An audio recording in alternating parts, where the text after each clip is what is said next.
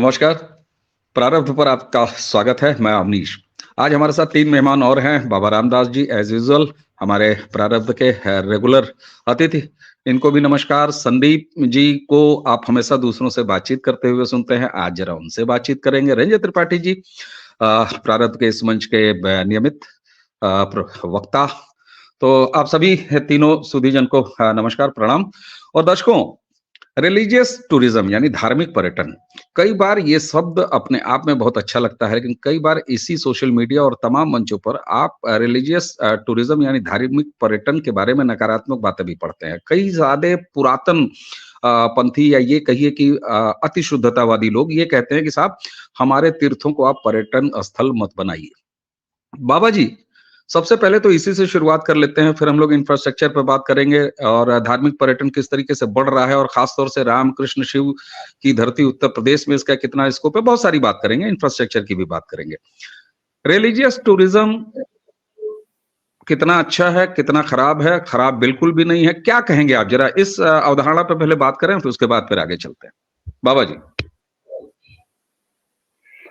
Sir, बात यह है कि ये जो भी लोग ये कहते हैं ना कि हमारे तीर्थों को आप टूरिस्ट प्लेस में मत बदलिए,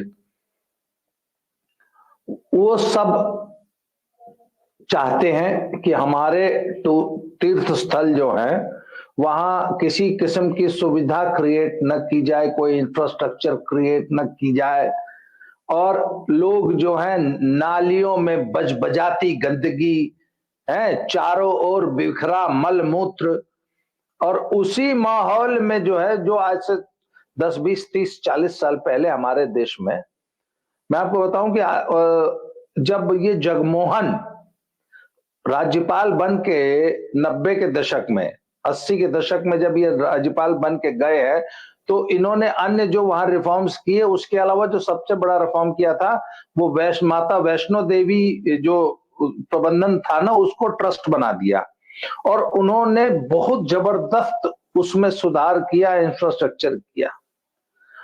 नहीं तो उससे पहले लोग बताते हैं कि लोग एक गिलास पानी को तरस जाते थे।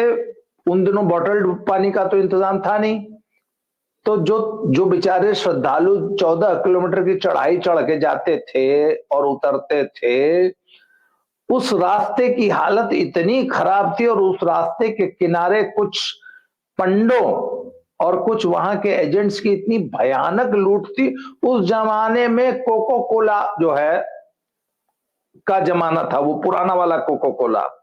तो एक श्रद्धालु महिला जा रही थी, उनके बच्चे ने पोटी कर दी थी, तो उसको धोने के लिए पानी नहीं मिला था, तो कोको कोला की बोतल जो उस जमाने में 20 रुपए की आई थी, सोच लीजिए, उन दिनों शायद कोको कोला हिंदुस्तान में 50 पैसे की मिलती थी, वह उससे जो उस बेचारी ने धोया था, वो ये व्यथा धर्मयुग में छपी थी। उन दिनों धर्मयुग आता था, या ऐसी कोई पत्रिका में छपी थी, मैंने तब पढ़ा था। सर, हिंदुस्तान में आज भी कुछ लोग हैं जो वही व्यवस्था चाहते हैं हमारे धार्मिक स्थलों के इर्द गिर्द।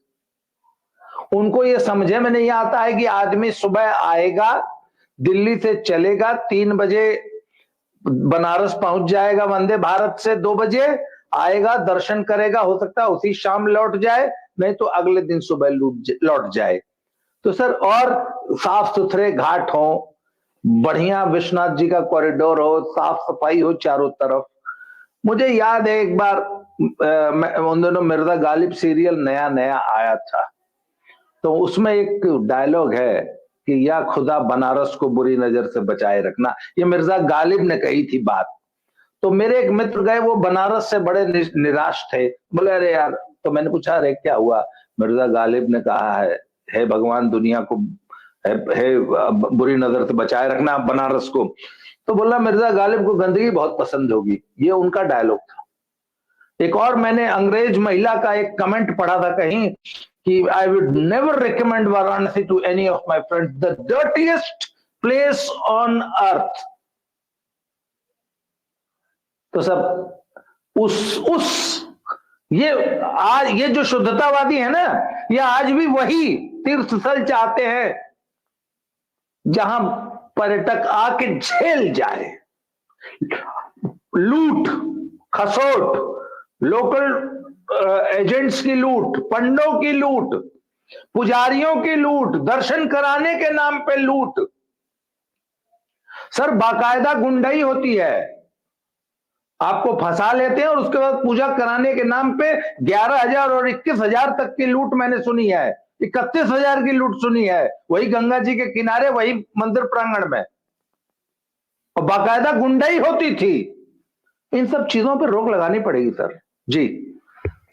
नहीं, बिल्कुल आपने ये साफ सफाई और तमाम चीजों की बात की, उसी के साथ ये जिस अराजकता की आपने बात की, इसके भी साक्षी लोग रहे हैं और ये एक परंपरा का हिस्सा है, लेकिन उसको कैसे रेगुलेट किया जाएगा ये भी एक अलग चीज है। लेकिन अभी हम जो इंफ्रास्ट्रक्चर की बात कर रहे हैं, निश्चित रूप से अगर देखा जाए तो वाकई इन हमारे जो हिंदू धार्मिक स्थल थे, और सबसे बड़ा एग्जाम्पल तो सर बीता हुआ प्रयागराज का कुंभ, जिसने सफाई के उच्चतम और व्यवस्था के उच्चतम मापदंड जो है वो तय किए थे। अच्छा, बाबा जी ने इतनी सफाई की बात कर ही दी है और सैनिटेशन की बात की है, तो दर्शकों आपको पता हो तो हाँ, मुझे अच्छा लग रहा है आपको बताते हुए कि संदीप जी इस सब्जेक्ट के विशेषज्ञ हैं। जब मैं ये कह रहा हूँ कि संदीप जी इस विषय के विशेषज्ञ हैं, तो हम जरा इंफ्रास्ट्रक्चर के बहाने और बाकी चीजों पर रंजय भाई के पास भी चलेंगे। संदीप जी, बाबा जी ने जैसे भी कहा, खासतौर से उन्होंने जो सबसे हाईलाइट किया बोल्ड एंड इटैलिक शब्दों में, वो कहा कि सफाई व्यवस्था, कुल मिला के सफाई और इंफ्रास्ट्रक्चर उससे जुड़ा हुआ बिल्कुल है। भाई सड़क बनेगी, सीवेज बनेगा, यानी ये इंफ्रास्ट्रक्चर तब सफाई होगी, इस तरह की बात है। आप सीवेज के व्यवसाय से भी ताल्लुक रखते हैं, खुद एक सिविल इंजीनियर हैं। कैसे देखते हैं आप? देखिए, मैं उत्तर प्रदेश के दायरे में ही इसको नहीं रखूंगा, मैं इसको उत्तर प्रदेश से बाहर भी लेके जाऊंगा। आप देखिए महाराष्ट्र में कितने तीर्थ स्थलों का जगह जगह पे, पावागढ़ का एग्जाम्पल हमारे सामने है। तो ये मॉडर्न इंफ्रास्ट्रक्चर डेवलपमेंट और ये सैनिटेशन, इन दोनों का क्लब और इसका कॉन्सेप्ट, ये कितना स्ट्रांग हो पाया है? हमारे जो डेवलपर्स हैं, जो विभाग हैं, सरकारी विभाग हैं, या इस तरह के डेवलपमेंट के जो नोडल एजेंसियां, उनके अंदर कितना आ पाया है? जी सर, बहुत बहुत धन्यवाद। और मैं चूंकि वेस्ट वाटर ट्रीटमेंट और वाटर मैनेजमेंट में ही मतलब मैं कार्य करता हूँ, और ये मतलब मेरा कई सालों से मैं इसी क्षेत्र में ही हूँ। मेरा व्यवसाय है, मेरी टेक्निकल मेरी रुचि रहती है, तो थोड़ा सा मैं बाकी चीजों को इसी नजरिए से भी देखना पसंद करता हूँ। जैसे आपने कुंभ की बात की, तो कुंभ में होता क्या है या हुआ क्या था 2019 में? सफाई के मानक जो आपको दिख रहे थे वो सड़क पर दिख रहे थे, जमीन पर दिख रहे थे, इधर उधर सब जगह दिख रहे थे। पर इन लोग जो कुंभ में गए वो क्यों गए थे? वो वहां स्नान करने गए थे सर। तो जो सड़क पे सफाई थी वो तो ही थी, पर पानी भी साफ था, जिस पानी में लोग नहा रहे थे। यहाँ तक कि मोदी जी ने स्वयं डुबकी मारी थी। ठीक है। अब वो क्या है सर कि वो जो जल है गंगा जी जो संगम का जो जल है वो यमुना जी से भी आता है, गंगा जी से भी आता है। और ये यमुना जी आपकी वही दिल्ली से बहकर आ रही हैं, आगरा से होते हुए आ रही हैं। गंगा जी भी पूरा कानपुर का पूरा मैला उठाते हुए चली आ रही हैं। तो ये तो पीछे से गंदा पानी आ रहा है, तो प्रयागराज में पहुंच के साफ कैसे हो गया, जिसमें आदमी नहा सकता है, जिसमें नहाने के बाद किसी को खुजली उजली कुछ नहीं हुआ? क्योंकि सीवेज ट्रीटमेंट प्लांट्स जो पहले नहीं चलते थे, जिसपे अरबों की लूट होती थी, जिनको चलाने और बनाने के नाम पर सैकड़ों करोड़ रुपया स्टेट गवर्नमेंट लगाती थी, और उसके बाद कोई पूछने वाला नहीं था कि चल रहा है कि नहीं चल रहा है। शहर की सारी गंदगी, अब ये गोमती जी भी जो है जाके जो है गंगा जी में तो मिलती हैं। तो लखनऊ में जो 70 लाख की पॉपुलेशन है, जिसका डेली पानी करीब 70 करोड़ लीटर पानी डेली बेसिस पे, एक आदमी का अगर 100 लीटर माने, तो गंदा पानी शहर में किस में जा रहा है? गोमती जी में जा रहा है। हर आदमी तो नहा धो के अपना जो है पानी बाहर निकाल देता है, नाली से नाले में, नाले से नदी में। एक एक शहर में सर, कानपुर में सीसा मऊ नाला था, 125 साल पुराना नाला था, जिसमें लेदर की टैनरीज के मतलब आप समझेंगे कि जहर उसमें जा रहा था, जहर जा रहा था। उसका उद्घाटन मोदी जी ने स्वयं किया था, उसको वहां के एसटीपी को चलाने के लिए। एसटीपी बना था वहां पे। आप सोचिए एक एसटीपी पे प्रधानमंत्री जाएगा उद्घाटन करने, वो भी कानपुर। नहीं, उसका महत्व है। कूड़ा भी उठा चुके हैं, मिट्टी भी उठा चुके हैं, बिल्कुल सही बात है। नहीं और नहीं सब ज्ञान प्रधानमंत्री वो का ही तो आह्वान है। बिल्कुल सही सर सही वो कह एसटीपी चल रहा है, तो वो पीछे से जितने शहर है, नमामि गंगे क्या कार्यक्रम है, नमामि गंगे ये है कि जहां जहां जो जो नाला नदी में गिर रहा है उसको टैप करिए, उसको साफ करिए। अगर आपने प्रकृति से पानी लिया है, साफ पानी लिया है अपने इस्तेमाल के लिए, हम लोग भाग्यशाली हैं जो हम लोग इस एरिया में रहते हैं, जो वाटर रिच एरिया है, वर्ल्ड का one of the most water rich area है। मथुरा चले जाएंगे, राजस्थान चले जाएंगे, गुजरात चले जाएंगे, मध्य प्रदेश चले जाएं, हैदराबाद चले जाएं, साउथ में चले जाएं, बाकी कहीं और चले जाइए, पानी ढूंढे नहीं मिलेगा।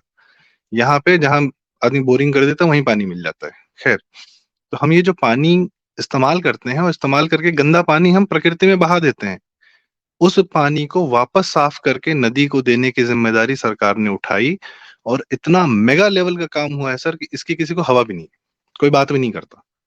सिर्फ इसलिए कि श्रद्धालु कुंभ में नहा सकें और वो पानी उनको स्वच्छ, जैसा एक नदी गंगा जी का पवित्र जल होना चाहिए वैसा ही उनको मिले, वैसा दर्शन मिले। आप सड़कें साफ कर दीजिए, पानी गंदा और आप नहा लेंगे। यमुना में छठ में सर, मैं उन लोगों को मैं क्या बताऊं, मैं जो फोटो हर साल आती है कि झाग वाले पानी में लोग छठी मैया का पूजा कर रहे हैं, उनके जीवट को मैं सलाम करता हूं कि वैसे जहरीले पानी में वो अपना धर्म बचाए हुए हैं किसी तरीके से। और उस पर कोई चर्चा नहीं करता है कि यमुना का पानी दिल्ली में क्यों गंदा है, कहाँ से आ रहा है, कैसे है।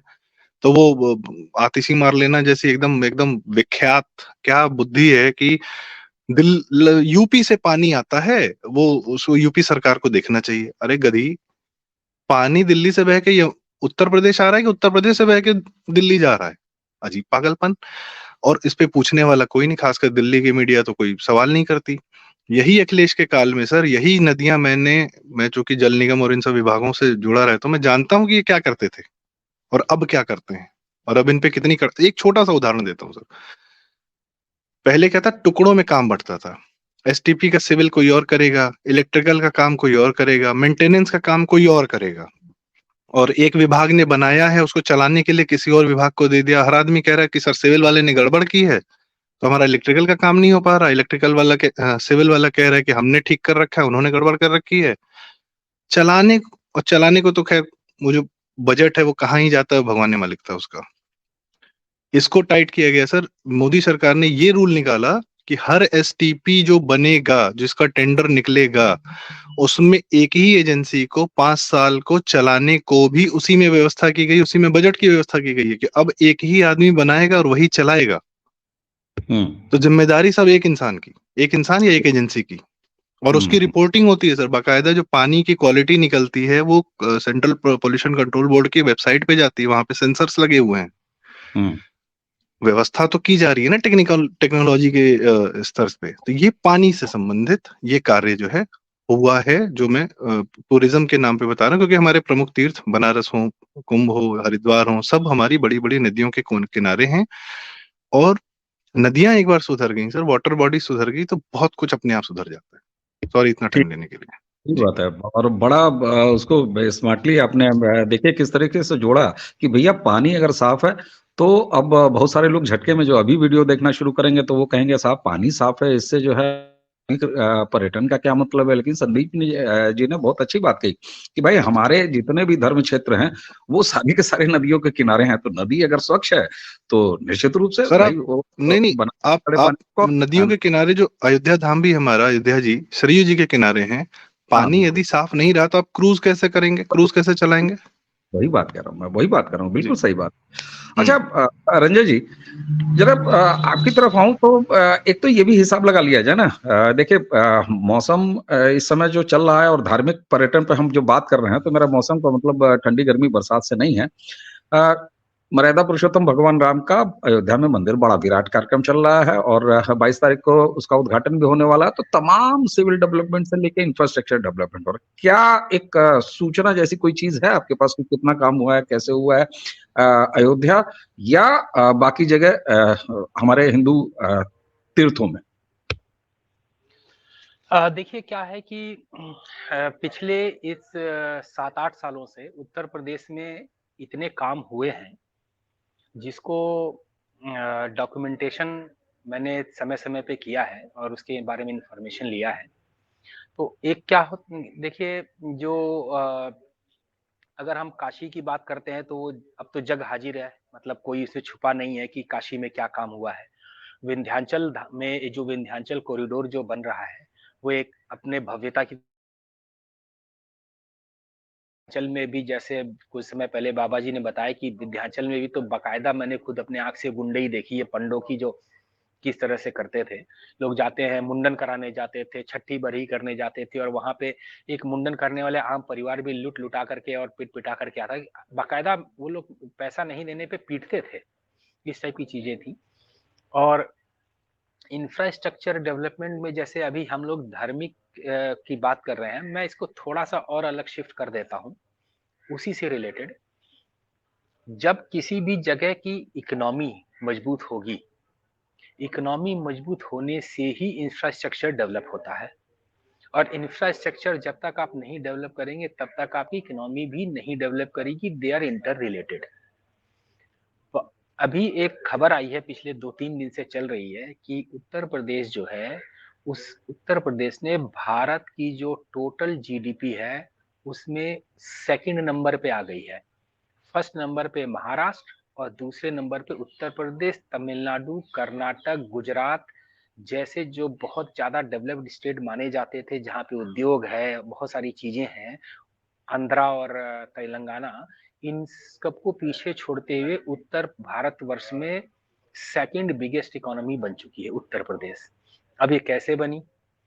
ये इस कारण से बनी है क्योंकि उत्तर प्रदेश में पिछले 7 सालों में, जो मैं पीछे से भी ले सकता हूँ कि कुछ कुछ काम हुए, जैसे मायावती जी के जमाने में यमुना एक्सप्रेसवे बना था, अखिलेश जी ने जो है ये आगरा लखनऊ एक्सप्रेसवे एक का नींव रखा था, जो बाद में योगी जी के समय पे आकर के कार्यकाल में पूरा हुआ।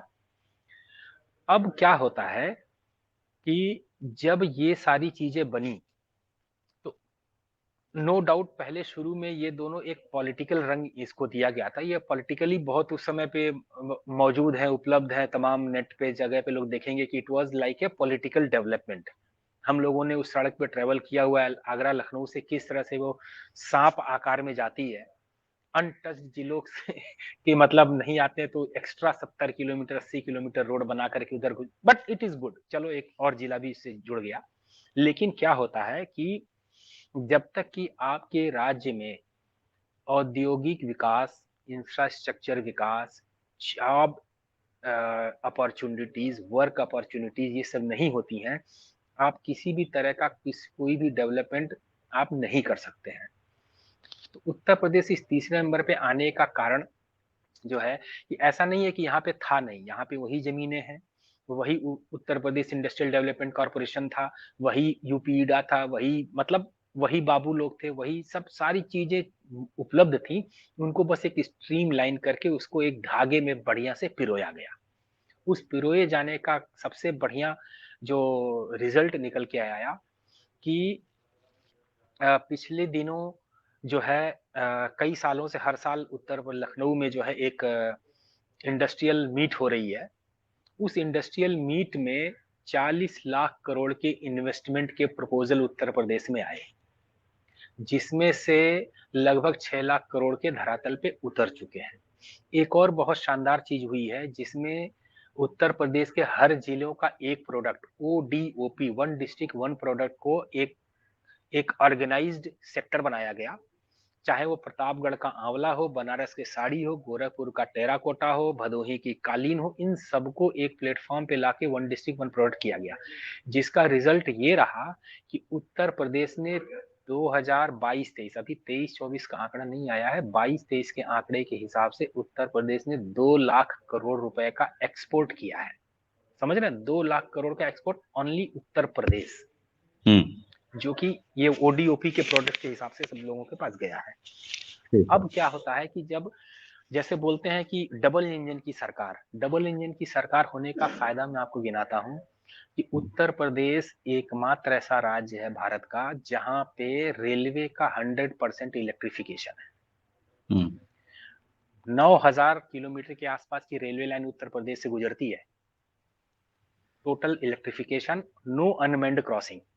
हाँ, आप जैसे क्या होता है कि कोई भी ऐसा कस्बा या शहर नहीं बचा है जहाँ पे एक फ्लाईओवर ना हो जिस सर से आप सीधे बिना बैरियर के आप जा सकते हैं। हाँ, अगर उस शहर में 2-3 है, कस्बे में 2-3 है तो एक तो उपलब्ध है, 2-3 पे आपको मैन्ड क्रॉसिंग वो मिलेगा। बट मोस्टली हर एक कस्बे, हर एक जगह पे एक ऐसा फ्लाईओवर बना करके कर दिए जिससे कि स्मूथ जो है लोगों का ट्रैफिक मूवमेंट हो जाए। अब उसके बाद आता है कि जो नया प्रपोज जो हम लोगों का पूर्वांचल एक्सप्रेसवे कंप्लीट हो गया, बुंदेलखंड एक्सप्रेसवे कंप्लीट हो गया है।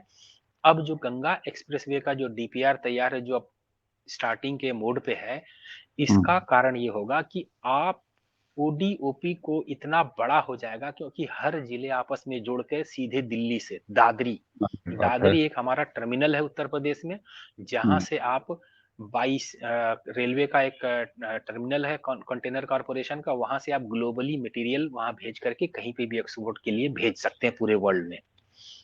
दूसरी चीज जो इंपॉर्टेंट जो होती है, ये सारा करने के लिए एक सबसे आसान सबसे इजी चीज होती है जिसने उत्तर प्रदेश में बहुत आगे इन चीजों को आगे बढ़ाया, वो होता है ease of doing business. Ease of doing business में उत्तर प्रदेश की जो खस्ता हालत थी वो इम्प्रूव हो करके सबसे आगे इस वक्त पूरे इंडिया में सेकंड नंबर पे आ चुका है। अब सेकंड नंबर पे जब ईज ऑफ डूइंग बिजनेस आया तो इसका मतलब क्या हुआ कि ऑटोमेटिकली इन्वेस्टमेंट्स भी आएंगे, सारे इंफ्रास्ट्रक्चर भी लगेंगे और सब चीज लगेगा। और ये सारी चीजें कब होंगी? ये सारी चीजें तब होंगी जब आपके राज्य में कानून व्यवस्था सही रहेगा, वसूली गैंग नहीं रहेगा, संगठित माफियागिरी नहीं रहेगा। और माफिया की इस समय उत्तर प्रदेश में क्या हालत है वो सबको पता ही है। तो ये सारी चीजों को जब आप जोड़ के देखते हैं तो फाइनली उत्तर प्रदेश जो अब जो पूरे इंडिया में सेकंड नंबर पे आ गया है, तमिलनाडु को पीछे छोड़ा है उसने, महाराष्ट्र नंबर 1 पे है, उत्तर प्रदेश नंबर 2 पे है। और इसी एक और बहुत इंपॉर्टेंट चीज है जो कि लास्ट मोमेंट में इस कड़ी में जोड़ना चाहता हूँ। एक होता है डेब्ट कैश रेशियो, मतलब कि लोन जब होता है और कितना लोन हुआ और कितना बैंक में पैसा है। उत्तर प्रदेश में वो रेशियो 56% है, मतलब कि बैंकों के पास पैसे उपलब्ध हैं, लोन के जो लोगों ने लिया है, जो लोन की आमद है वो इतनी समय से हो रही है कि बैंक्स आर कैश रिच। तो मतलब आप जब अगर आप एमएसएमई हैं, अगर आप कोई एक इंडस्ट्री लगाना चाहते हैं तो उत्तर प्रदेश में लोन या कैश की उपलब्धता भी बहुत सही है। इसीलिए पिछले इन दिनों से मिला करके जब से ये गवर्नमेंट हम 5 साल की 6 साल की बात करें, इसमें मालूम है उत्तर प्रदेश में लगभग 60 लाख एमएसएमई लगी हैं। तो क्या होता है कि ये सारा चीजें जो इंटर रिलेशन आपस में हो जाती है, इसकी वजह से न सिर्फ कस्बा शहर प्लस आपका जो धार्मिक स्थल है वो भी डेवलप करते हैं। ठीक बात जी, बिल्कुल ठीक बात। अच्छा, आपने जब कहा ना कि जो है काफी ईज ऑफ डूइंग बिजनेस, तो मेरे मन में आ रहा था कि जब आता है उससे खूब सारे डेवलपमेंट के काम होते हैं। जैसे यूपी में तमाम जितने धार्मिक जगह हैं सब अयोध्या एकदम सामने है, वार फुटिंग पर काम हो रहा है, बृहद स्तर पर काम हो रहा है। तो ईज ऑफ डूइंग बिजनेस एक तरफ है, तो दूसरी तरफ ये भी है कि वही कर्मचारी हैं और वही सारा लोग है, सिस्टम भी काम करने का वही है, ठेकेदारी प्रथा और दिस और दैट। तो उसमें कितना सुधार आया है, बहरहाल ये बात की बात है। अच्छा बाबा जी, अगर आपके पास आए तो एक फिगर आ रही है कि साहब 2.5 करोड़ के लगभग लोग जो हैं इस समय अयोध्या पूरे साल में जाते थे। अनुमान ये लगाया जा रहा है, कैसे ही एक एक डेटा मेरे पास आया है जिसमें अनुमान ये लगाया जा रहा है कि साहब राम मंदिर का जब उद्घाटन हो जाएगा तो ये संख्या पर एनम जो है वो जाके करीब 20-25 करोड़ तक के आसपास आ सकती है। तो एक इंटरेस्टिंग फिगर मैंने देखा कि कहा गया कि अगर एक पर्यटक 2,000 रुपया ऑन एवरेज आके खर्चा कर दे अयोध्या में तो 50,000 करोड़ रुपया पर एनम अयोध्या का जो बाजार है ना, पानी की बोतल, समोसे वाले ठेले और दिस दैट, छोटी धर्मशालाएं, बड़ा धर्मशालाएं, होटल, तो इसमें आ जाएगा। दूसरी तरफ एक तस्वीर आज पहले का ट्विटर और इस समय का एक्स, उसमें मैंने वही हर साल जो तैरता है मनाली वाला, एक ऐसे सांपनुमा सड़क है और उस पर जो है 3 लेन की कारें लगी हुई हैं मनाली घुसने के लिए।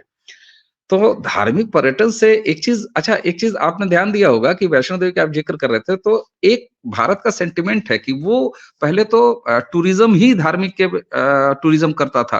भाई गांव घर से जो है केवल कुंभ नहाने के लिए ही लोग निकलते थे, उसी बहाने उनका इलाहाबाद, प्रयाग और तमाम जगहों पे घूमना होता था।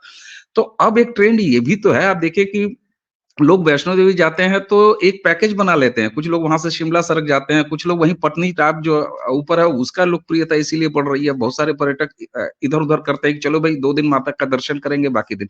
तो ये भी तो होगा, धार्मिक पर्यटन अगर बढ़ रहा है तो भाई अयोध्या कोई आएगा तो खाली अयोध्या थोड़ी ना आएगा, वो हो सकता है यहाँ सड़क के नेपाल चला जाए, यहाँ से जो है कुशीनगर आ जाए, उधर बनारस चला जाए, प्रयागराज चला जाए। तो ये एक बैलेंस भी आप देखेंगे कि अगर धीरे-धीरे होगा, क्योंकि ओवर रेटेड मनाली 3 दिन सड़क पे ही रह जाना। पिछले साल आपने ही तमाम घटनाएं सामने रखा था, उदाहरण रखा था जहां लोग पानी और खाने को तरस गए। तो ये एक बैलेंस इस धार्मिक पर्यटन की वजह से आएगा कि नहीं आएगा, कैसे देखते हैं? अवनीश जी, मैंने पिछले कई सालों में, चूंकि मैं मनाली में रहा हूं, सालों रहा, इसके अलावा जंजैहली रहा मैं, तो मैंने देखा, मुझे बड़ा आश्चर्य हुआ कि जिसको मैं पर्यटन समझता था, भाई मेरे लिए पर्यटन है किसी कश्मीर, हिमाचल, मनाली, शिमला, कोडाईकनाल, ऊटी या जैसलमेर के सम ड्यून्स, मैं इसको पर्यटन समझता था। मुझे बड़ा जान के ताज्जुब हुआ कि भैया ये वाला पर्यटन तो हिंदुस्तान का 5% आदमी करता है। हिंदुस्तान 95% हिंदुस्तान के लिए पर्यटन मतलब मैहर देवी के दर्शन करा दा, हमें विंध्याचल देवी के दर्शन करा दा, हमें गंगा सागर नहवा दा, हमके का नाम खिचड़ी पे हम नहाए जाई, हमके मरकंडे जी के दर्शन करा दा। अरे चारों धाम का हुआ तो वैष्णो देवी कहें, चारों धाम का कॉन्सेप्ट नहीं है, दो धाम करा। उसके बाद और लंबी उड़ान अगर किसी की हुई तो हमको 4 धाम करा दीजिए। तो भैया हिंदुस्तान असली, देखिए आज तक पर्यटन का मतलब 5% वाले हिंदुस्तान का पर्यटन था। मोदी जी ने सबसे पहले तो पर्यटन के पोटेंशियल को पहचाना। अब गुजरात की समस्या थी कि बेचारा ऐसा पर्यटन के मामले में दरिद्र प्रदेश जहां कुछ है नहीं था, तो मोदी जी ने सबसे पहले क्या किया, उन्होंने बोला पुरानी बिल्डिंग चाहे जो हो, तो महल छोटे थोड़े थोड़े बहुत फोर्ट पैलेसेस थे वहां पे जूनागढ़ जैसे एरियाज में, उसके बाद कुछ पुरानी इस्लामिक मॉन्यूमेंट्स थे, कुछ मस्जिदें थी, है। उसके बाद उन्होंने कहा अरे कुछ नहीं है तो चलो व्हाइट डेजर्ट ही दिखाओ, रन ऑफ कच्छ। मतलब कोई आदमी रन ऑफ कच्छ जैसी जगह को भी पर्यटक स्थल बनाने की सोच सकता है। उसके बाद अरे कुछ नहीं है तो बोला साहब पतंग बहुत उड़ाते थे हम लोग, पतंग फेस्टिवल को उन्होंने जो है रेवेन्यू का जो है एक बहुत बड़ा सोर्स बना दिया। पता नहीं 7,000 करोड़ की रेवेन्यू सिर्फ पतंग फेस्टिवल का था।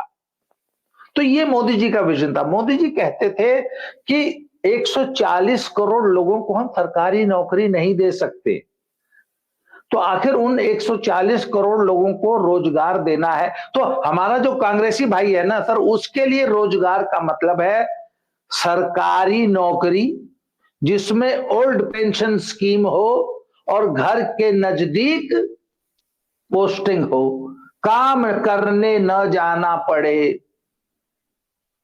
मस्टराइन कोई प्रॉक्सी 5,000 का कोई लड़की रख के उससे पढ़वा लें, अपने 80,000 रुपया पगार ले, 5,000 उस लड़की को दे दे। सरकारी नौकरी का मतलब ये होता था।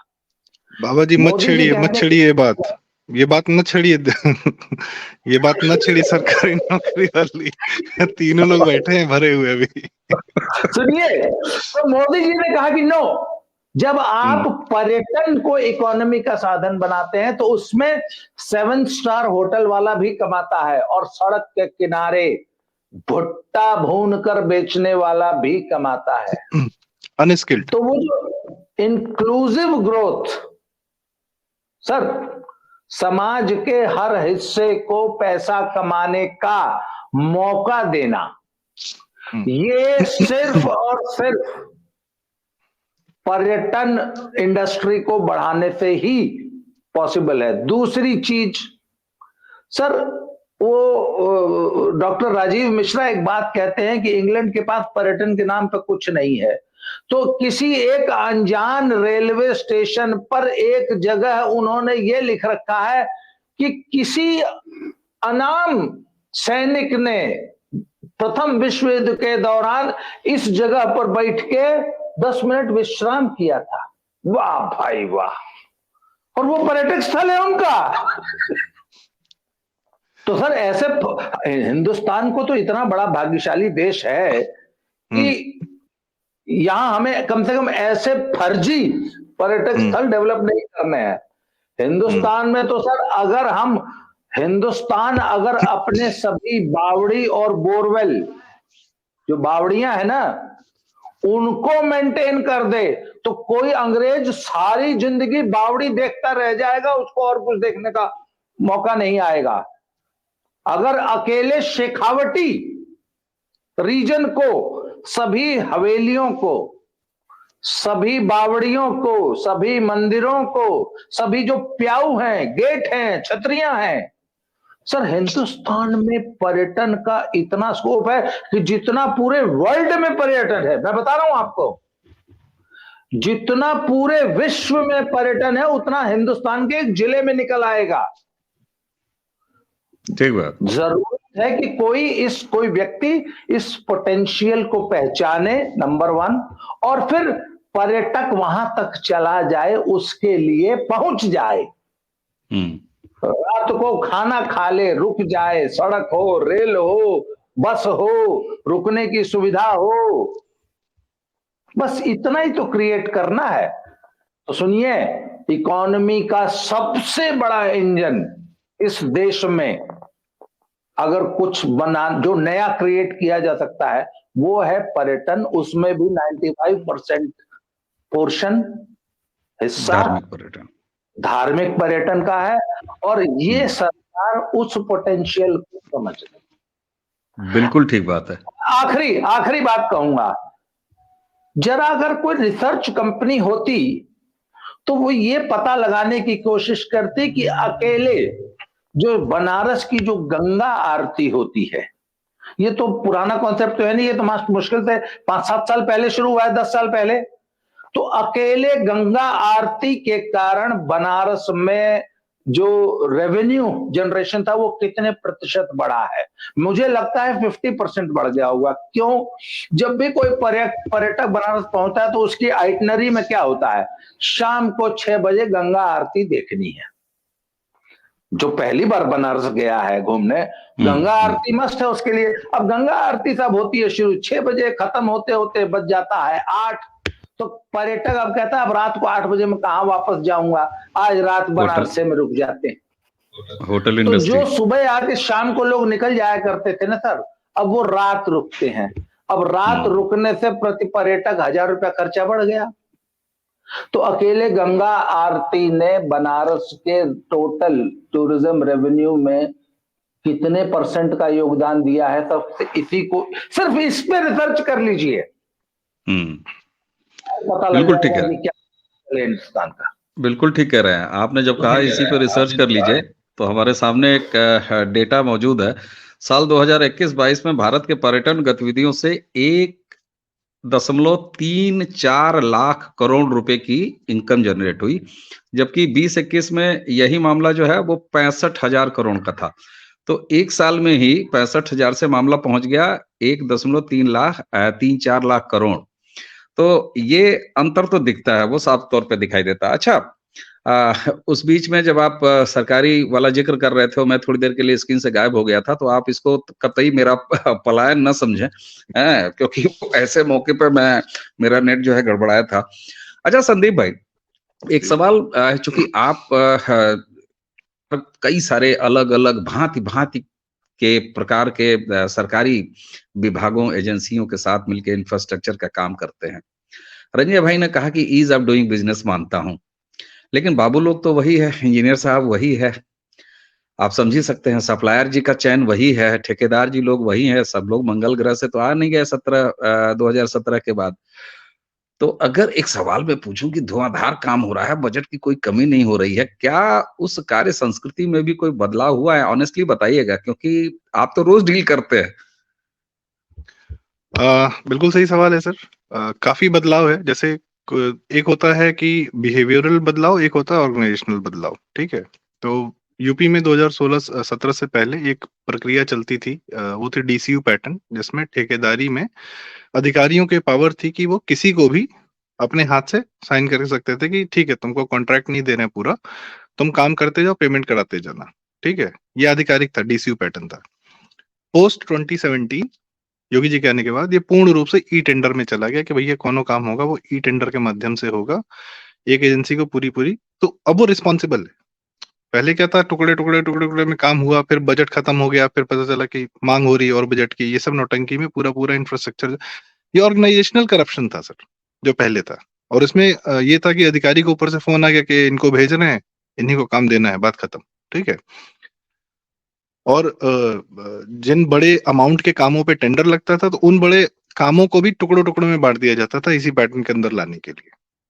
तो ये प्रक्रिया समाप्त हो चुकी है पूर्ण रूप से। अब सिर्फ ई टेंडर होता है, प्रॉपर कॉन्ट्रैक्ट होता है, भारत की कोई भी कंपनी आकर यहाँ पे पार्टिसिपेट कर सकती है, ओपन है सबके लिए, और जिम्मेदारी होती है, जवाबदेही होती है। ठीक है, ऊपर से जब ऊपर से विधायक और नेता लोग की, अब क्या है ना सर, कोई कुछ भी कहे, भाजपा के विधायक ज्यादा रिस्पॉन्सिबल होता है towards their constituency rather than any other. ठीक है, रिस्पॉन्सिबल एज इन कि उसको अपने इलाके में काम कराना है, क्योंकि उसके पास और कोई तरीका है नहीं वापस आने का, काम ही कराना है। नहीं, देखिए, विधायक तो विधायक होता है, भाजपा तो हाँ, और विधायक सपा विधायक तो होता है। है। हाँ हाँ, जी, ठीक ठीक है। ठीक, उस पे नहीं जाते, मैं अब पर्सनल की उसमें बात कर रहा हूँ। चलिए ठीक है, I am not getting there. Hmm, मैं एक पर्टिकुलरली इस समय लखनऊ की कॉन्स्टिट्यूएंसी है, मैं नाम नहीं लूंगा, मैं उनके साथ एज अ, उनके डेवलपमेंट मॉडल में मैं एक एज अ कंसल्टेंट काम कर रहा हूँ। अब सर, अगर ऊपर वाला सुनने को तैयार है, ठीक है, तो हमारी भी क्रिएटिविटी जाग जाती है। मैं एज अ वाटर कंसल्टेंट गया, लेकिन मैं देख रहा हूँ कि चलो ठीक है, आपके यहाँ पे एक, अगर केंद्र सरकार सोलर सिटी प्रोजेक्ट ला रही है, तो सोलर को भी हम जनरेशन करने हम के लिए क्या पुश कर सकते हैं। दूसरा, चूंकि बात अयोध्या की हो रही है, मैं अयोध्या पे आता हूँ सर। ठीक है, अयोध्या में जैसे हमने बताया कि 20-25 करोड़ लोग आने वाले हैं। सर आपको पता है, एक और रोड बन रही है जो कि नेपाल बॉर्डर के पैरेलल पैरेलल जाएगी, गोंडा बहराइच होते हुए, मतलब ऊपर से शुरू होगी वो मेरठ और ऊपर से, और पैरेलल पैरेलल ये लखीमपुर और इधर होते होते गोंडा बहराइच होते हुए, बहराइच से गोंडा होते हुए गोरखपुर तक जाने का प्लान है। अयोध्या के लिए सर 3-4 रोड बन रही हैं उसको केटर करने के लिए। पूर्वांचल एक्सप्रेसवे बन चुका है, वो भी है। उसके अलावा एयरपोर्ट, लखनऊ एयरपोर्ट के टर्मिनल को एक्सटेंड किया गया, 2 नए टर्मिनल्स बने। गोरखपुर इंटरनेशनल एयरपोर्ट के लिए 300 एकड़ जमीन छेकाई गई, काम चालू हो गया। अयोध्या इंटरनेशनल एयरपोर्ट तो आ ही रहा है। ठीक है, उसके अलावा सर, लखनऊ में इस फुटफॉल को केटर करने के लिए एक एरो सिटी बन रही है, जिसके हम लोग वर्किंग कर रहे हैं उस पर, और उसको प्रपोज भी हम ही लोगों ने किया है कि वी रिक्वायर एरो सिटी की आदमी लखनऊ आए, एयरपोर्ट पे उतरे, होटल में गया, रुका, अयोध्या गया, दर्शन किया, दिन भर घूमा, शाम को आया, वहीं होटल में रुका, यहीं से लखनऊ से चला गया। बाबर जी ने कहा कि टूरिज्म का पोटेंशियल सबसे ज्यादा आता है, वो पैसा जो है परकोलेट करता है एकदम नीचे के तबके के लोगों तक। मैं जानता हूं ऐसे कई लोगों को जिन्होंने, जो ड्राइवर थे, गाड़ी चलाना शुरू किया, बनारस में आज वो 4-4 गाड़ी चलवाते हैं। ठीक है, अब मुंबई वाले अपने लड़कों को या अपने जानने वालों को वापस उन्होंने बुला लिया कि यहीं बहुत धंधा है भाई। देव दीपावली, गंगा आरती तो है सर, देव दीपावली बनारस का सबसे बड़ा सीजन है। उसमें होटल 1,000 रुपया, 4,000 में होटल नहीं मिलता सर। अब इतनी भीड़ रहती है। नाव, जिस नाव पर गंगा जी पर, अब वही है ना, पानी साफ है तो नाव से आरती देखने का अलग मजा है। अगर पानी बदबू मारता तो आप नाव से नहीं देख पाते, तो पानी साफ है। नाव वाले सर 10-10 हजार, मल्लाह लोग 10,000 रुपए का एक टाइम का, आपका 5,000-4,000, जो भी जैसे जिसको जैसे बजड़े बनते हैं कि सर एक एक नाव पर। चाट भी मिल रही है आपको, नीचे फ्लोर पे चाट बन रही है, ऊपर फ्लोर पे आप बैठे हुए हैं बढ़िया जो है। और सर दिल्ली से आके लोग देव दीपावली देख के जाते हैं, और वो बच्चे जो गोवा और पौंडीचेरी घूमना चाहते हैं वो वहां भी जाते हैं, यहाँ भी आते हैं। और मैं आपको एक बात और बताऊं सर, मैं व्यक्तिगत घूम चुका हूँ इसलिए कह रहा हूँ, गोवा लोग जाते हैं बीच के किनारे। शेफाली वैद्या जी के कार्यक्रम, एक उनके वीडियो में मुझे पता चला कि गोवा में एक मंदिर है। आप सोचिए सर, आदमी जहां जाता है ना, वहां के, मुझे मम्मी ने भी कहा और बहुत लोगों ने भी कहा कि बेटा जहां जाते हो ना, वहां के एक बढ़िया प्रसिद्ध मंदिर में दर्शन भी कर लिया करो, कहीं जा रहे हो। नागपुर गए, लक्ष्मी जी, श्री लक्ष्मी जी के मंदिर में दर्शन किया, अद्भुत मंदिर, ठीक है, किसी कार्य से गए। गोवा गए, तांबड़ी सुरला सर 1200 साल पुराना मंदिर है, और एकमात्र मंदिर है जो पुर्तगालियों से बच गया था, क्योंकि जंगल के भीतर है, पहाड़ पर है, कर्नाटक बॉर्डर पर है। समुंदर तो जाइए, घूमिए, जो मर्जी करिए, वहां के मंदिर भी जा रहे हैं लोग, ठीक है। पौंडीचेरी गया मैं, Pondicherry of course French colony, ये घूमिए वो घूमिए, वहां भी 1000 साल पुराने मंदिर है। तो क्या अद्भुत मंदिर है, क्या सुंदर मंदिर है। चेन्नई से पौंडीचेरी जाइए, बीच में महाबलीपुरम आता है, देख के जाइए, क्या तकलीफ है, ठीक है। तो आप, एक इंसान ना सर, बहुत, उसमें बहुत सारे एस्पेक्ट होते हैं।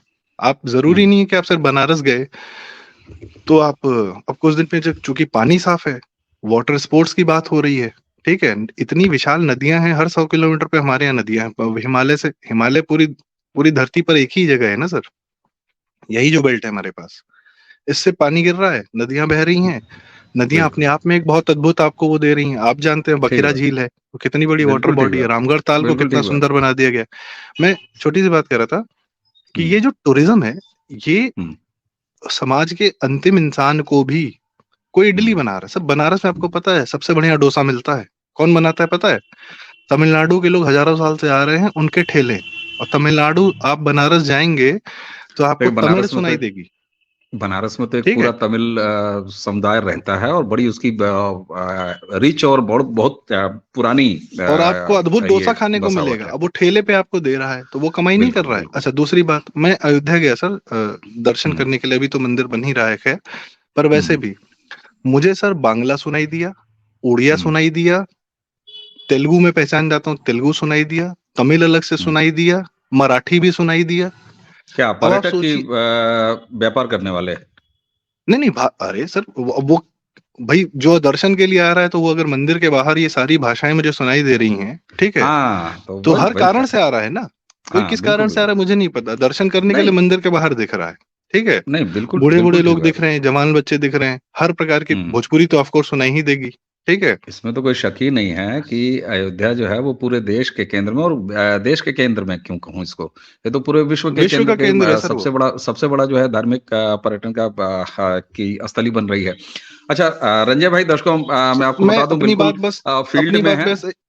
अपनी बात एक अंतिम लाइन कहकर समाप्त करूंगा सर।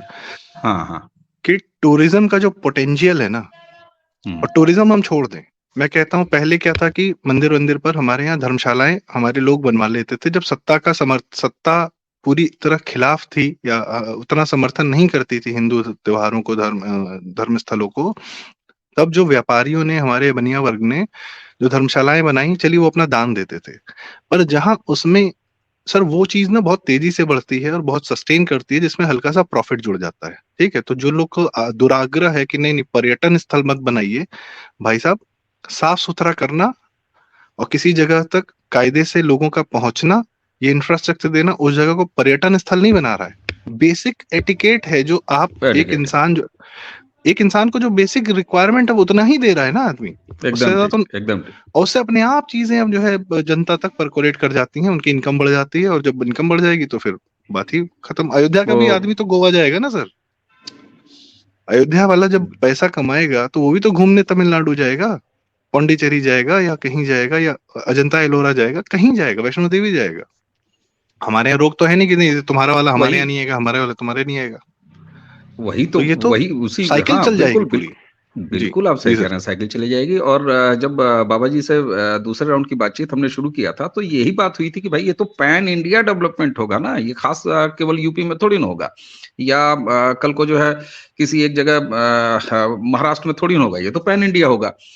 तो अच्छा एक चीज रंजय भाई आपसे आऊंगा, संदीप भाई ने अभी जैसे बताया कि साहब एक ही क्रू चल रहे हैं और ये बड़े बड़े होटल्स हैं, एक ही पैकेज चल रहा है, उस पैकेज में आप जाइए, नहाइए, खाइए, दर्शन कीजिए, उसके बाद चले आइए। थोड़ा सा मुझे इस तरह का साउंड हो रहा था कि साहब ये तो सब अमीरों के लिए है और जो अफोर्ड कर सकते हैं उनके लिए है। आम जनता के लिए, भाई आम जनता भी आएगी ना अयोध्या, आम जनता भी जाएगी, तो गरीबों के लिए भी सारी चीजें हैं ना। क्योंकि बाबा जी से भी बात हो रही थी तो उन्होंने कहा कि भाई जन साधारण टाइप की ट्रेनें भी चलाई जा रही हैं, 1000 लगभग स्पेशल ट्रेनें चलाई जा रही हैं अभी अगर बात करना है अयोध्या के लिए। तो ये सिलसिला एक, ये आप महसूस कर रहे हैं या कुछ आप इसमें ऐड करेंगे कि एक प्रॉपर बैलेंस कि समाज के हर आय वर्ग के लिए ये रिलीजियस जो सेंटर्स हैं वहां पे इंफ्रास्ट्रक्चर भी डेवलप हो जो अफोर्डेबल हो समाज के हर हिस्से के लिए।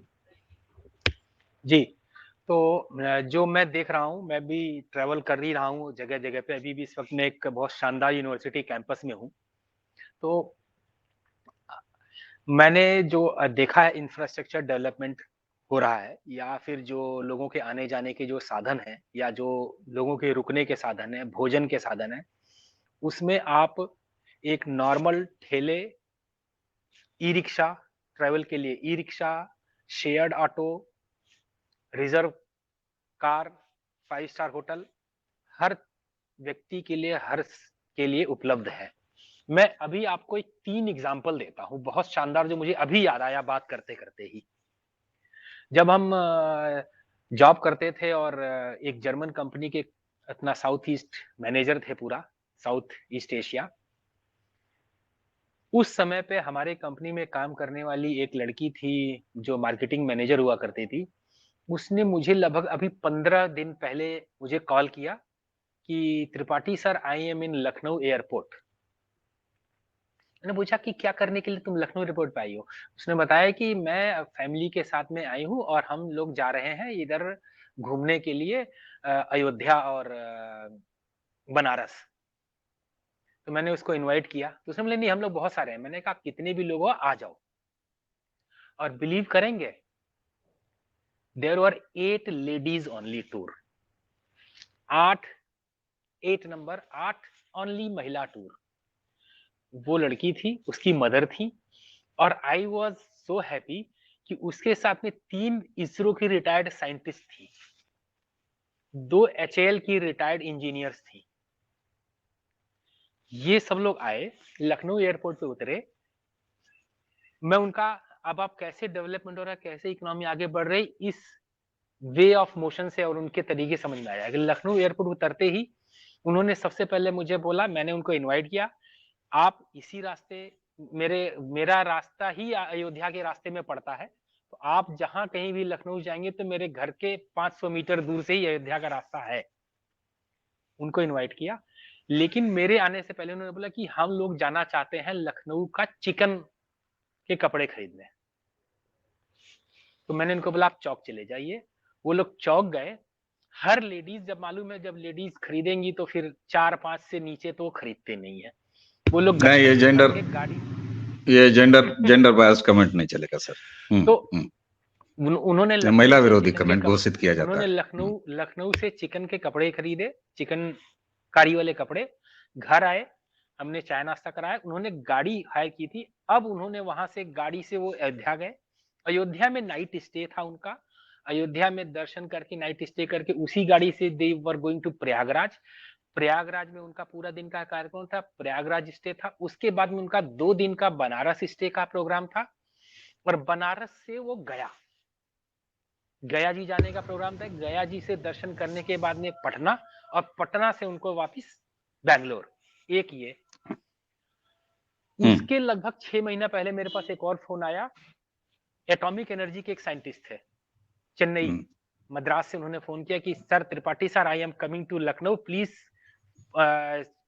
Make my program to cover all the pilgrimages in UP. हम कंफ्यूज हो गए, भैया आपको कहाँ कहाँ दिखाएं? हम आपको बनारस भेजें, विंध्याचल जी भेजें, गोरखनाथ धाम भेजें, कहाँ कहाँ भेजें? तो मैंने उनको लिस्ट बताया, इतना इतना है। Then he told I want to go everywhere with my family. अच्छा, 1 साल रुके होंगे वो। उनके फादर मदर, उनके बच्चे, उन लोगों का लगभग 9 लोगों का ग्रुप था। लखनऊ लैंड किए। लखनऊ, अयोध्या, गोरखपुर, प्रयागराज, बनारस, विंध्याचल, मार्कंडे जी, सारनाथ, ये सारा घूम घूम करके उन्होंने लगभग 3 हफ्ते उत्तर प्रदेश के इतने ही एरिया में गुजारे और गुजारने के बाद वो वापस गए। ठीक। अभी इसी नवंबर में एक यूएस से लोग आए हैं, इंजीनियर, उनकी फैमिली, उन्होंने भी बोला कि हमको अयोध्या जाना है। ठीक, मतलब मैं आपको बता रहा हूं कि पर्यटन शानदार बढ़ रहा है। ठीक। और मतलब ये ऐसे जो लखनऊ में रहने का ये सौभाग्य है कि मैं लोगों को गाइड कर पा रहा हूँ। जो भी आ रहा है, इतने सारे लोग पहचान के फोन करते हैं कैसे जाए, कहाँ जाए। तो जो लोग कभी ये जितने भी लोग आए थे, ये लोग पहली बार आए थे। और जब मेरी उनसे डिस्कशन हुई है, बात हुई है, वो बोलते कि वी वर सरप्राइज, हमें नहीं पता था कि यूपी में ऐसा रोड इंफ्रास्ट्रक्चर हो चुका है, यूपी में ऐसी बिजली की व्यवस्था है, यूपी में इतने बढ़िया होटल है, और we enjoyed the food really. तो ये सारे कारक, ये तो मैं अकेला हूं ना, ये सबके होंगे, संदीप जी के जानने वाले होंगे, आपके जानने, सबके जानने वाले जो आए जा रहे हैं। तो ये जो हमारी जो $1 ट्रिलियन इकोनॉमी का जो टारगेट है, वो इसी रास्ते से होके जा रहा है, इसी रास्ते से होके जाए। बिल्कुल बिल्कुल, वो इसी रास्ते से। अच्छा बाबा जी, अब इस चर्चा को समेटते हुए हम चाहेंगे कि इसकी पूर्णाहुति आप करें। रंजय भाई तो एयरपोर्ट से और अयोध्या तक ही रह गए। मेरा सवाल हालांकि आम आदमी का था, और ये था कि साहब वो जो आर्थिक रूप से उतना सक्षम वर्ग नहीं है, तो क्या ये बैलेंस पूरा कायम है? उनके लिए भी ट्रेनें हैं कि नहीं है, उनके लिए भी? क्योंकि आप देखिए, अगर 2.5 करोड़ से 25 करोड़ होने वाले हैं सालाना, तो उनके रुकने के लिए भाई वो क्या कहते हैं कि रहन बसेरा, भाई जिस समाज में, जिस भारतीय समाज में हम रह रहे हैं, वहां तो शुरुआत हमारे समाज के लिविंग और उनके यापन का रहन बसेरा से शुरू हो जाता है, और वो 5 स्टार तक जाता है। संदीप भाई भी कुछ ऐड करना चाह रहे हैं, रंजय भाई भी। तो बाबा जी, आप दोनों लोगों से टेक ऐड करा के उसके बाद पूर्णाहुति के लिए बाबा जी आपके पास आते हैं। जी जी जी, बिल्कुल 30 सेकंड सर। मैंने वो एग्जाम्पल दिया, मुझे ये अरे कोई स्पष्टीकरण, अरे महाराज कोई स्पष्टीकरण की जरूरत नहीं थी। मैं ऐसा जान रहा हूँ, मैं ऐसा देख रहा हूँ, क्योंकि मैं ट्रेवल कर रहा हूँ बनारस, प्रयागराज या ये अयोध्या अपना। अभी तो आपको मालूम है हम बीच में गए भी थे। हम लोग तो लखनऊ से गोरखपुर जाते हैं तो बिना अयोध्या जी का दर्शन किए निकलते ही नहीं, आना जाना दोनों तरफ दर्शन। तो हम वहां पे धर्मशालाएं भी देख रहे हैं, 100 रुपए में रुकने वाली। हम वहां पे ये शेड बनाए हुए रैन बसेरा भी देख रहे हैं, जहां पे लोग रुक रहे हैं। हम वहां पे लोगों को ट्रेन से आते भी देख रहे हैं, ट्रेन के जनरल क्लास वाले भी। अयोध्या का जो एक रेलवे स्टेशन जो इंटरनेशनल क्लास का बना, उसमें जरूरी है कि खाली वंदे भारत ही रुक रही है, उसमें ये दिल्ली लखनऊ, दिल्ली अयोध्या एक्सप्रेस, जिसमें 10 बोगी जनरल के लगते हैं और 7 स्लीपर के लगते हैं, वो भी रुक रही है, वहां पे भी लोग आए। और ऐसा नहीं है कि उनके लिए अलग रेलवे स्टेशन है, वही वर्ल्ड क्लास रेलवे स्टेशन, वहीं पे जनसाधारण भी है, वहीं पे वंदे भारत भी है, वहीं पे शताब्दी राजधानी भी आएंगी। बहुत सही। ये सवाल, बगल में अयोध्या एयरपोर्ट भी है। ठीक बात है। हर तबका में वहां पे हर तबका, बिल्कुल एग्जाम्पल दिए, जिसमें कि कहाँ जो लोग अपने जीवन किस मुकाम। अरे सर ये 30 सेकंड से ज्यादा जा रहे हैं, नहीं चलेगा इनका। इसरो रिटायर्ड साइंटिस्ट जब आ रहे हैं आपके यहाँ पे, सर देखिए, इंजीनियर्स आ रहे हैं दर्शन के लिए, तो आप सोचिए कहाँ जा रहा है मामला। हाँ बिल्कुल, इसरो के लोग अगर आ रहे हैं, नासा के लोग आ रहे हैं, तो गुरु भी आएंगे, कतवारू भी आएंगे, तो ये सिलसिला चलेगा। अच्छा, आप जानते हैं रंजय भाई, ये प्रसंग मैंने इसलिए छेड़ा क्योंकि हमारे जो पंथी मित्र सबसे पहले ये उठाएंगे, क्या समाज के अंतिम व्यक्ति को अयोध्या की इस पूरी इकोनॉमी से एक अठन्नी हासिल होगी? संदीप भाई, आपने चूंकि 30 सेकंड के बैरियर को तोड़ने पर रंजय भाई को टोका था, तो आप जो है अपना टाइमली अगर लपेट लेंगे, तो उसके बाद हम पूर्णाहुति के लिए अब बाबा जी के पास चलेंगे। जी सर, जो 25 करोड़ लोगों की बात हो रही है, ठीक है, तो 25 करोड़ इंसान अमीर नहीं है, मैक्सिमम तबका वही है जिसको आप एड्रेस कर रहे हैं, ठीक है। पहली बात, बगल में सड़क जा रही है, सड़क पे जो बसें चल रही हैं, सरकारी बसें तो चल रही हैं, खासकर प्राइवेट बहुत सारी बसें चलने शुरू हो चुकी हैं, जो बिहार के दूर से, समस्तीपुर से, दरभंगा से, मुंगेर से, हमारे यहाँ जो पूर्वांचल एक्सप्रेसवे, बुंदेलखंड एक्सप्रेसवे जो आएगा, वो बांदा, झांसी, महोबा, हर जगह से प्रॉपर कनेक्टिविटी दी जा रही है। और सर इसी 25 करोड़, इसी तबके के दम पर मोदी जी ने भारत को टूरिज्म का सपना दिखाया है, क्योंकि उन्होंने कहा था कि हवाई चप्पल वाला भी हवाई जहाज में चलेगा, सफर का। तो, क्या बात है, लेकिन जो नंबर्स हैं वो यहीं से आएंगे, जिस तबके की आप बात कर रहे हैं सर। बिल्कुल ठीक बात। बाबा जी, अब लग रहा है पूर्णावती के लिए बिल्कुल अक्षत हवन जो है हाथ में ले लिए हैं। बाबा जी, ये पूरी जो पिछले 54-55 मिनट से हम लोग गलचौर कर रहे हैं, अब इसका समापन करिए सर किसी टेक के साथ, एक फर्म स्टैंड के साथ जी। तो आज से बहुत पुरानी बात नहीं है, आज से मात्र 5-7 साल पहले अनुराग कश्यप ने एक बात कही थी। उन दिनों 100 करोड़ का जो फिगर है ना, वो फिल्म इंडस्ट्री के लिए बहुत बड़ी बात हुआ करती थी। सबका सपना होता था कि मैं 100 करोड़ की फिल्म बनाऊं या मेरी फिल्म 100 करोड़ करे। तो अनुराग कश्यप ने एक बात कही थी कि भारत में जो पोटेंशियल है, now we should start thinking about 1000 and 10,000 crore films. वो कहते हैं कि हिंदुस्तान 140 करोड़ लोगों का देश है, और जिस दिन पूरा हिंदुस्तान एंटरटेनमेंट के महत्व को समझने लगेगा, उस दिन फिल्म इंडस्ट्री का साइज क्या होगा। मैंने ये एग्जांपल दिया है सर आपको। तो जैसे एंटरटेनमेंट हर मनुष्य की एक मूलभूत आवश्यकता है और उसमें सिनेमा का बहुत बड़ा रोल है, तो उसी तरह पर्यटन, और खास तौर पे धार्मिक पर्यटन, जिस दिन 140 करोड़ हिंदुस्तानी ये सोचने लगे कि मुझे साल में कम से कम एक बार जरूर घूमने जाना है, तो सर वही वाली बात है, अनुराग कश्यप वाली बात। और सर ये देखिए जो आपने कही ना, ये गरीब आदमी के लिए भी सुविधा होनी चाहिए, तो मैं यहाँ पे बहुत राहुल जी की बात की, गरीबी sir is the state of mind.